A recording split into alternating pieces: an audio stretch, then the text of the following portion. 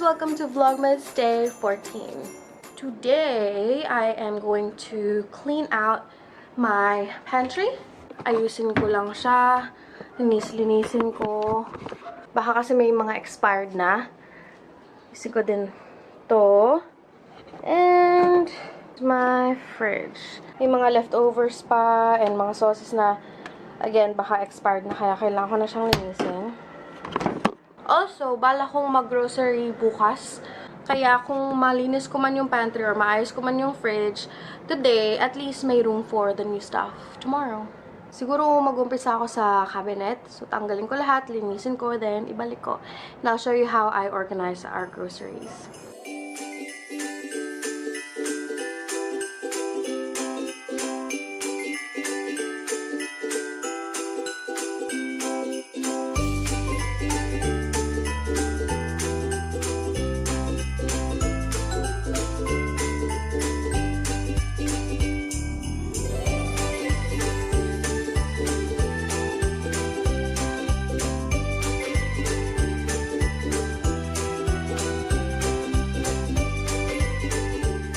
Sensya na kayo sa manok. May manok kasi dun sa baba.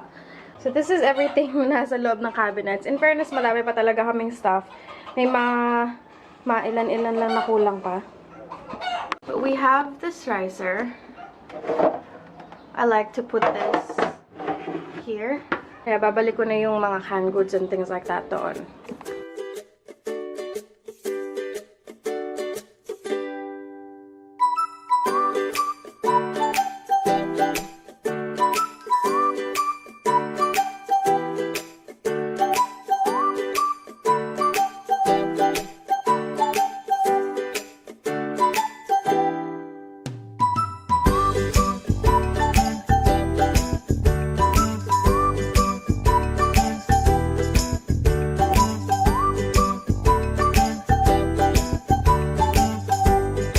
Okay na ulit itong risers ko for like canned goods and stuff like that.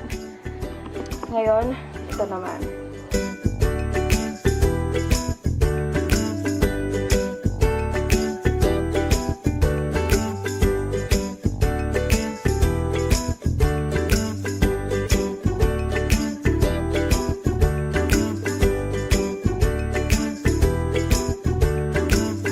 So here it is. Naka-align siya kung nasan yung mga labels. I got this off of Shopee. Actually, yung ricer Shopee din. So, this is a Lazy Susan that spins, which is very convenient para hindi ka na dumudukot-dukot sa kung saan likod dito sa taas. So, we have spreads all lined up here. We have seasoning. So, yung mga nor sabor, mga ganyan. Then, here we have condiments. Very convenient.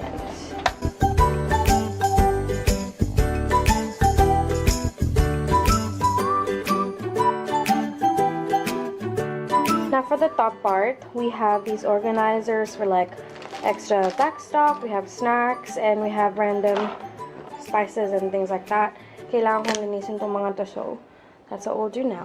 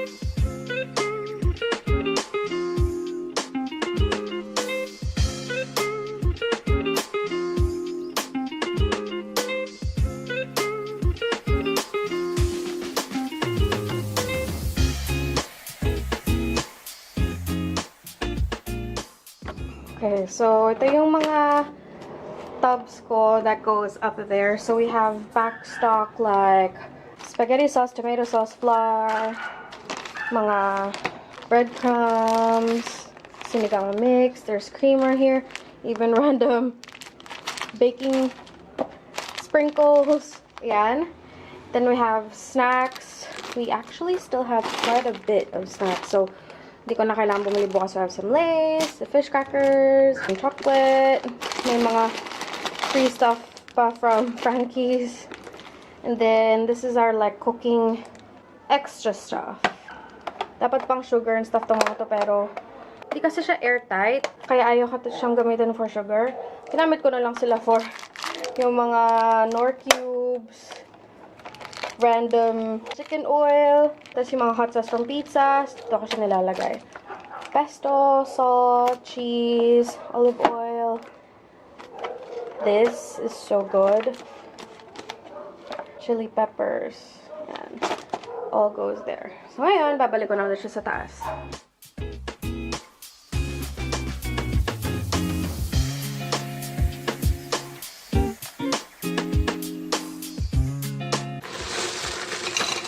Ano ba yan?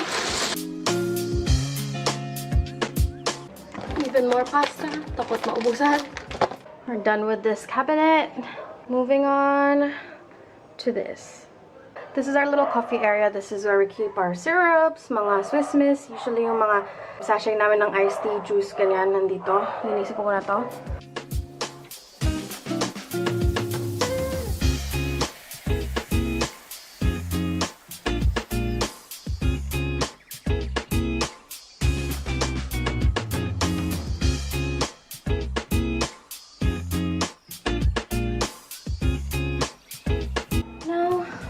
For this. Tinanggal ko na pala yung mga paper bag, mga stuff na nakalagay dun sa loob. Hindi pala naka-record.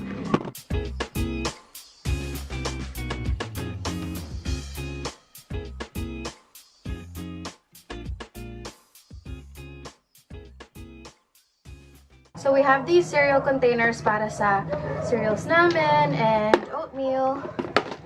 We also have these containers for granola. This one is for pretzels, pero ubos na. Since okay pa naman itong mga to, ibabalik ko na agad siya dun sa first shelf. There's our first shelf. Pancake. April 2021. Okay pa to. I have this little tray from yung meat sa SNR. Dito lang namin nilalagay yung onions and garlic namin. As you can see, puro garlic na lang. Wala nang onions. Kailangan ko siyang linisin.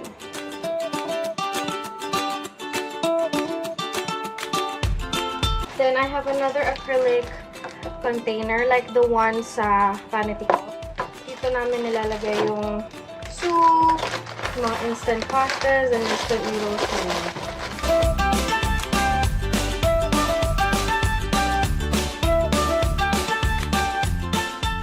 I also have this riser. Nilalagay ko siya dito para may mas madami pang space for other stuff. Because the onions and garlic goes on top of that. And then we have more space sa ilalim niya. That's this area and this. Now for the fridge.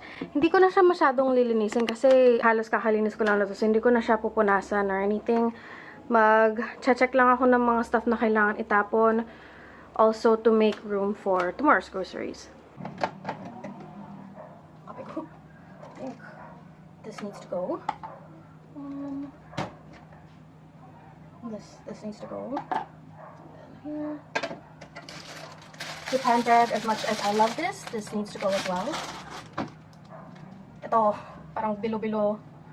Halo-halo, bilo-bilo, parang ganon. Feeling ko kailangan ito din matapon, pero tatanungin ko mo siya. I don't even know what this is. Pesto spread, I think okay pa to. Cheese, okay pa naman yan. We have acrylic containers as well as a fridge for different things. This one holds our beer. So yeah, that stays in there. Mommy from last night, okay pa to. Just gonna go here in the meantime. And we have, ano to, parang samgyup sauce. Sarap na to. Acrylic bins here. Dito actually nakalagay yung zesto namin. May bago kaming zesto sa loob, so lalagyan ko na siya mamaya. Cool. Ay, bukas na to. Tapong na to. This acrylic organizer holds our sauces and our dressings. Titingnan ko kung may mga expired na ba. Ako, ito. Expired na to July 2020. Bye-bye sa'yo. Okay pa to. Okay pa to. Sarap na to, tartar sauce. Uy, malapit na tong ma-expire pero for now, okay pa siya. Masarap na to. Parang garlic sauce ng Buffalo Wild Wings. Ay, ito. I love this thing. Ayaw na mag-focus. Kung mahilig kayo sa salad, sobrang sarap nito sa salad. Kewpie? Kewpie or Kewpie? Sesame soy sauce. Adik ako sa Kewpie. Ewan ko pero adik ako. And we even have Caesar salad dressing. Ang hirap makahanap ng mga ganito. Sa all day lang ako nakakahanap. But yeah, if you haven't tried these yet, guys, try them. They're so good. And, ito din. Favorite barbecue sauce is the Jack Daniel's barbecue sauce. Sa SNR lang nakakahanap nito, paubos na siya. So, we have to get some tomorrow. Siguro kasha to dito. Kasha to. Kasha, but this has to go. Okay. Calamansi extract for mga calamansi extract. Carrots para kay Chewy. I have to chop up some more. Leftover pizza. Okay na to. May bukas na corned beef dito. Feeling ko hindi na to pwede. Tapon ko na to. Chewy milk. Okay pa to. Okay pa itong mga nandito.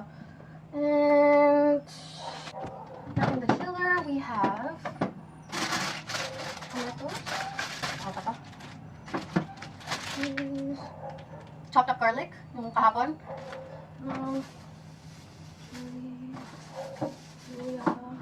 Okay. So far, wala pa namang nabubulok sa chiller. So, okay pa tong lahat. Okay pa siya. And I think that's it. Orla, hindi pa ito nabubuksan. So, okay pa to. Butter. Ewan ko kung saan galing to, but I think I wanna throw this out. Yakult. What is that? I don't know what this is. This is banana bread. I'll put the banana bread up here.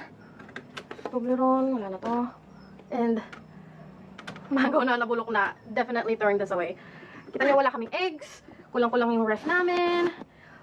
All we have is water. Ito na lang yung milk ko. Actually, may mga parang tetra pack na milk, but we need to get more groceries. In here, wala naman ayusin dito, pero wala na akong meat. Chicken wings. Wala akong chicken wings. But yeah, definitely need to do the groceries.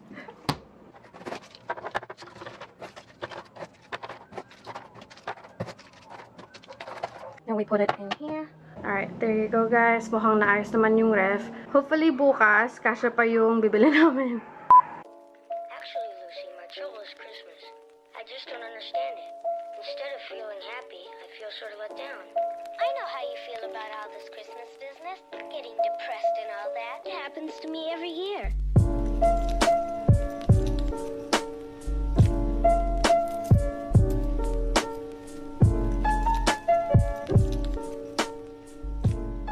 Alright, you guys, that is it for Vlogmas Day 14. I hope you enjoyed this video. Ako kasi, isa din sa lagi kong pinapanood sa YouTube is pantry and fridge organization videos. Lalo nung maglilipat pa lang kami. Kaya ang dami kong binili mga acrylic organizers, yung Lazy Susan, yung risers ko. Kasi na-addict nga ako sa mga ganong klaseng video on YouTube. Nung naglipat naman kami, sobra ako natuwa na nakapag-organize ako ng sarili kong pantry, ng fridge ko. So, tomorrow, hopefully, matuloy ang pag-grocery namin. I'll take you guys with me as well. Tapos, mag-aayos ulit tayo ng fridge tsaka pantry with the new groceries. Ayun! So, if you like this kind of videos, let me know if you want to see anything else on this channel, especially ngayong Vlogmas. Let me know as well. I'll try to make those kinds of videos for you guys. If you like this one, please give it a thumbs up. If you haven't already subscribed, please do. It'll mean the world to me. And yeah, stay safe and healthy. Wear your shields, your face masks, and all that. See you guys tomorrow for Vlogmas Day 15. We are literally 10 days away from Christmas tomorrow. So I hope you guys are enjoying your Christmas preps as well. Like me. Thanks. See you tomorrow. Bye.